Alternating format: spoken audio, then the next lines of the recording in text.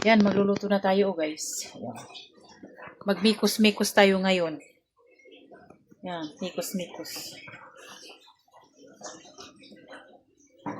Imikos-mikos natin ang mga malakit.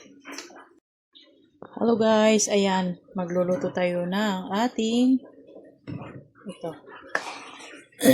Dikot.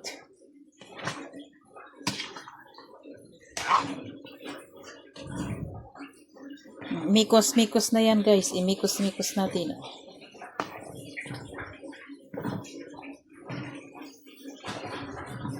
Ganito ang pagluluto ng kanin.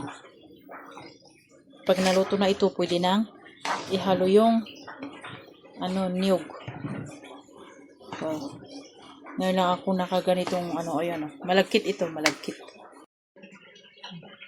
Ito na po yung ating kakanin. Ayun, Yan. Wow, malagkit na malagkit ito, guys. Ayan. Tignan niyo. Yun, niluluto na yung toppings niya. Then, ilagay dyan, tapos ilagay yung toppings. Tapos, ma-slice ng ganun. Okay. Gawa tayo ng toppings ng kakanin. Ito is coconut toppings. You see? Makikita rin ninyo yung oil niya. Ito ang oil niya pala.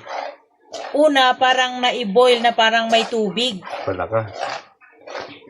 Pero ngayon, may may oil na siya. Tapos may parang bawang na dikdik, pero hindi bawang yan, toppings pala. Ito na ang outcome ng ating kakanin. Ayan, with toppings na ito. Wow! So yummy! Okay. Ayun. Wow! Kan kanin!